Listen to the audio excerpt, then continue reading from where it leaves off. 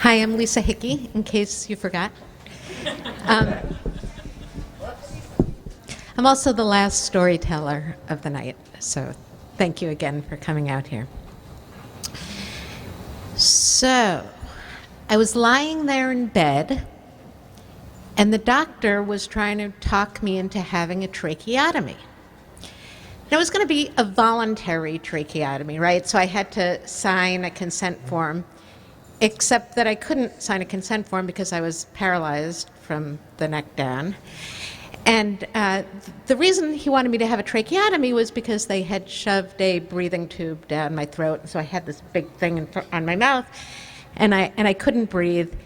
And for any of you who have ever had the pleasure of being on a ventilator, you know that it's exactly like they say, like you can't try to breathe. You have to give up all control and let the breathing machine just breathe for you.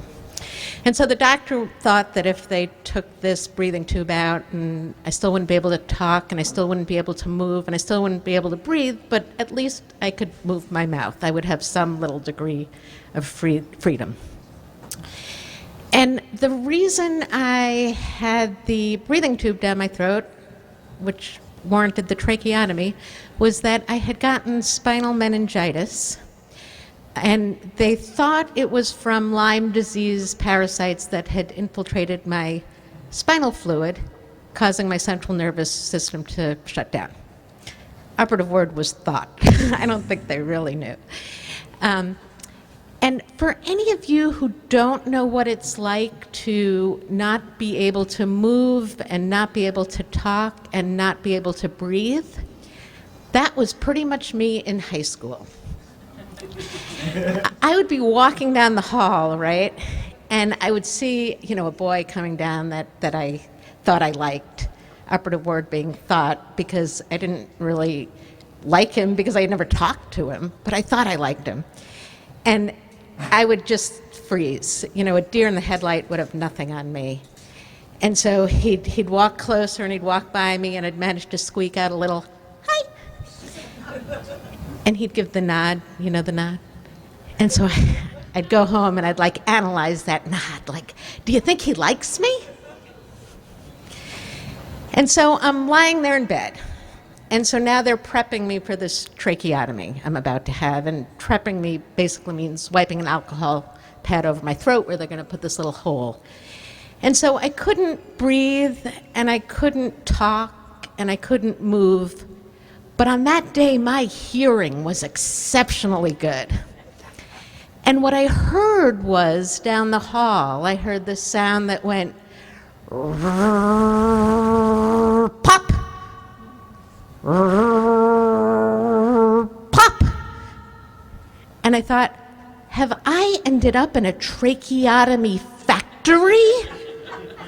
Are they going to put me on this conveyor belt and roll me down the assembly line, and there's going to be doctors there with drills going, pop.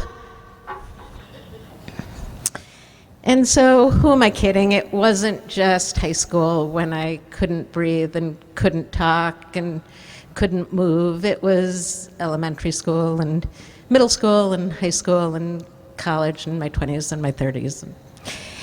And I remember there in 8th grade, and I was sitting in the cafeteria, and I had the little red and white carton of milk with the little red and white straw, and I was reading a book because my mother had told me, well, if you bring a book, you'll always have a friend. And a group of boys came up to me and they said, oh, what you reading? And I said, oh, it's a book called Misty. And they said, what's it about? And I thought, we're really connecting now. So I go, it's about a girl and her horse. And they all start neighing. And I thought, oh, I just don't have the language quite right yet. That's why I can't talk. I don't know the language. And so when you go through your life and you can't breathe and you can't talk and you can't move, in retrospect, the only thing I could do was wait to hit bottom. That was my big goal in life, hitting bottom. And I even had this poem that I used to carry around in my pocket And I have it here, it's on this imaginary piece of paper. And it said, "Today, clarity arrived with a cup of coffee. What I really wanted to do," I thought, "was fall 1,000,000 miles through space, land on a distant planet with an audible thud, wake up and start my life over." And so I did that. Check that right off my list. For any of you who have ever had the pleasure of hitting bottom before, you know it's pretty much exactly like that, down to the audible thud. And so in order to start my life over again, I had to talk to a lot of people. Like, I had to just learn the language. I had to talk and talk and talk and talk and talk to a lot of different people in a lot of different places. And I was able to do that, and I was able to start my life over again, and it was great. And so now I'm talking to people, right? And like, my whole life has changed. And so I'm at this business meeting, and it's with this guy by the name of Tom Matlack. And I'm gonna help him. He's putting together a book of stories, and I'm gonna help do a promotional program for him. And so we're sitting there at this table, and it's at this little French restaurant, and I'm drinking my water and eating some bread, and he's telling me about this book of stories that he's collected about men. And he's telling me that he went out to find these stories of men, and he asked men to describe a defining moment in their life. That was how he started, just getting these stories. Describe a defining moment in your life. And he said to me that the thing that the guys wanted to talk about was the moment they woke up, looked in the mirror, and said, "I thought I knew what it meant to be a man. I thought I knew what it meant to be good. And I realized I didn't know either of those things."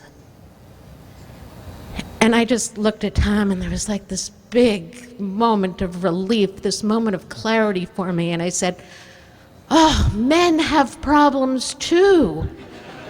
How did I not know this?" And so we put together this book of stories, and we did some events, and we made some films and started a blog and did all the kind of things that you do with that. And then we decided to create this idea because I just thought the idea was so powerful.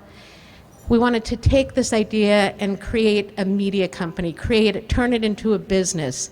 And so the idea was to turn it into this highly profitable media agency where millions of people would show up every month.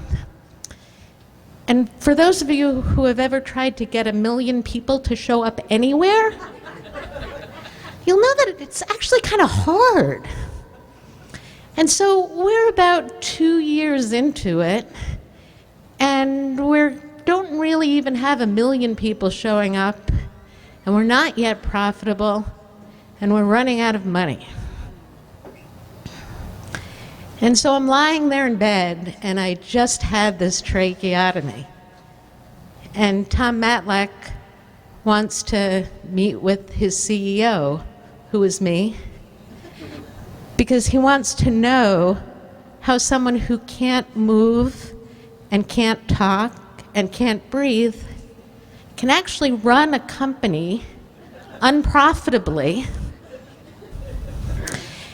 And so I'm lying there in bed, and I know this is a really important meeting. And I know Tom's coming in any minute now. And so the nurse comes into the room, and I still can't talk, but I words to the nurse.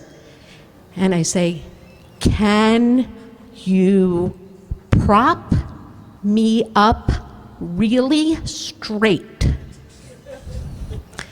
And the nurse says, "Oh, we're gonna do you one better on that. We're gonna put you in this chair. We're gonna take this big contraption.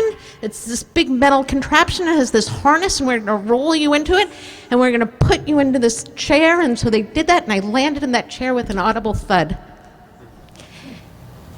And then I looked at the nurse and I said, or I mouthed the words, "Can you hide my matted hair. Because, I had been in a coma for a couple days before the tracheotomy, and nobody had brushed my hair, and it was all matted. So she found this thingamabobby, and she put it, my hair up like this, and she put little wisps down. So now I'm thinking I'm looking pretty good. And then I look down, and I say to her, hospital gown? And so in my mind now, she's become this fairy godmother, and she's just going to wave her magic wand, and a Chanel business suit is going to appear on my body. But that didn't happen. She did wave her hand, but it was to say, no, bye, my job is done here. I'll see you later. Your hospital gown looks great. And she walked out.